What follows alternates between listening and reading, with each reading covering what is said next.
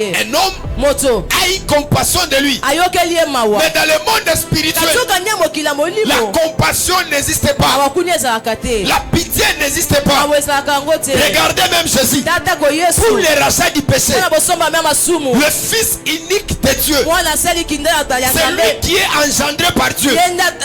C'est lui qui était le bien-aimé de Dieu.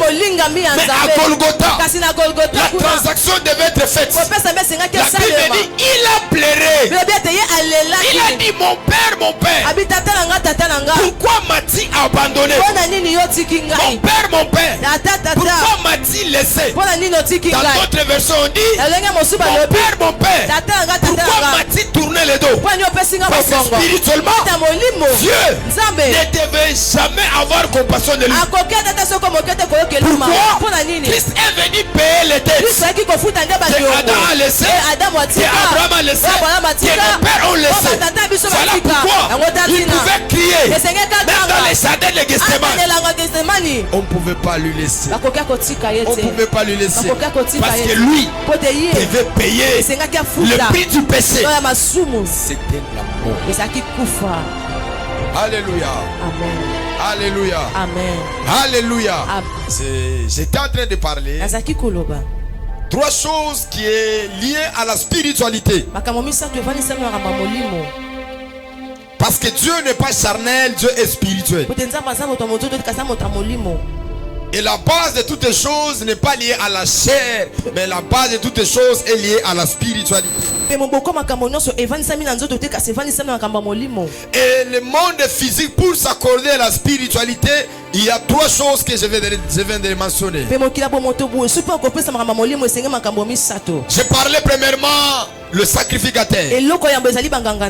Deuxièmement, je parlais sur l'autel. Et troisièmement, je parlais sur les sacrifices.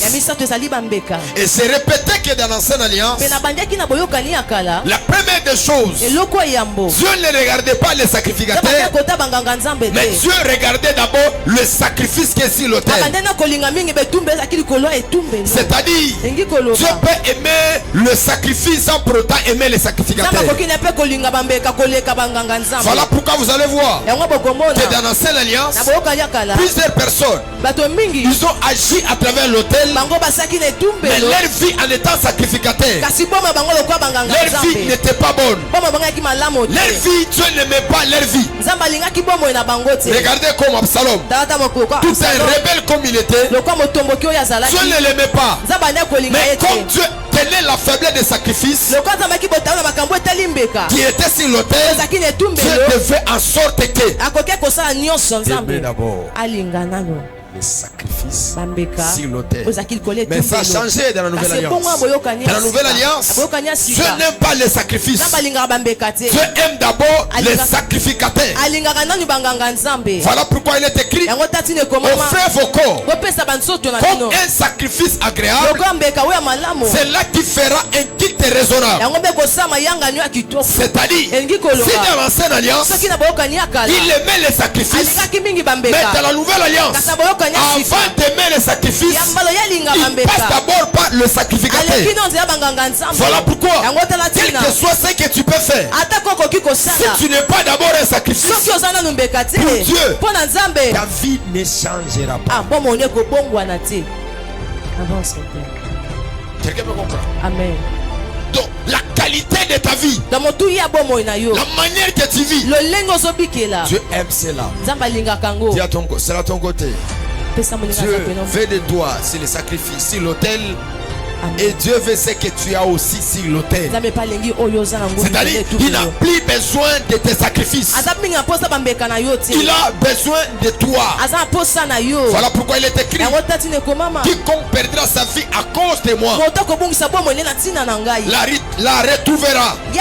C'est-à dire, celui qui va accepter de se donner, pour lui, il ne sera pas perdu, il sera retrouvé.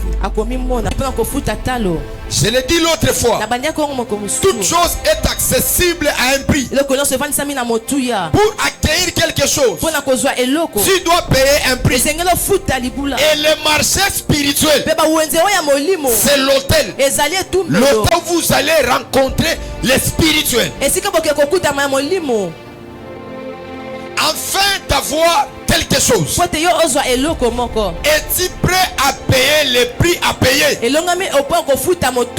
Aucune chose ne peut être accordée par la chance. Aucune chose ne peut être accordée par les privilèges.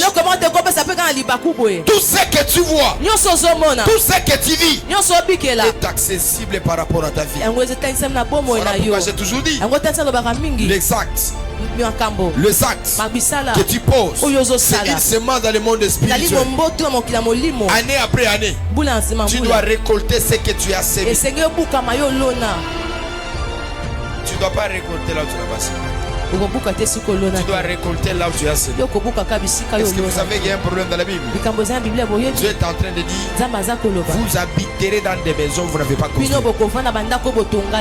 Ce verset là est logique, mais beaucoup de gens ne comprennent pas pourquoi est-ce que Dieu parle. Dieu parle pour les Cananéens, les Éphésiens et les Amoréens et les Amalécites.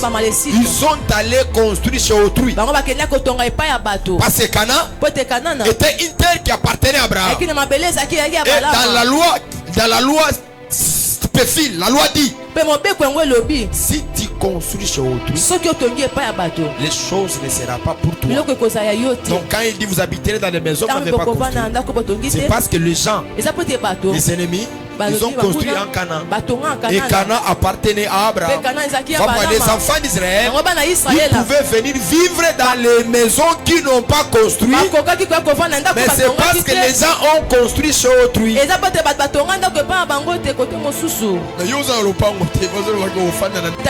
Écoutez-moi, si il y a l'agence qui peut oublier les têtes, mais l'agence spirituelle n'oublie jamais les têtes spirituelles.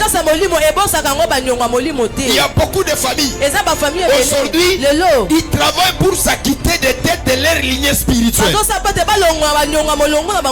Parce que le créancier, il a dit, je dois te prendre toi, je dois prendre ta femme, je dois prendre tes enfants, et je dois prendre tout ce que tu as. C'est alors que la dette sera acquittée. Écoutez-moi, dans ta vie à toi, si tu es spirituel, tu dois d'abord connaître ce que l'autel réclame, ce que le monde des esprits réclame. Parce que le diable n'est pas un fainéant. Le diable c'est un spirituel. Il faudrait que le sang soit versé.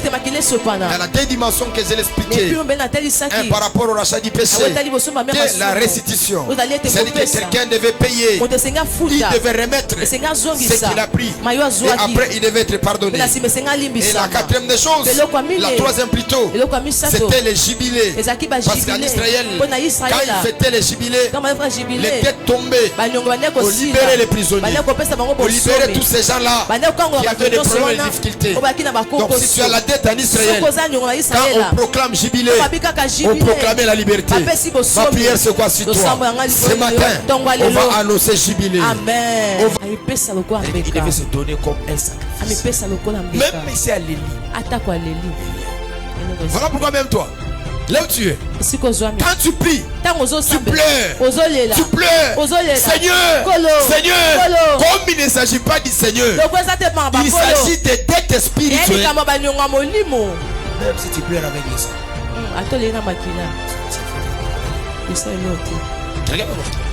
quelqu'un me comprend?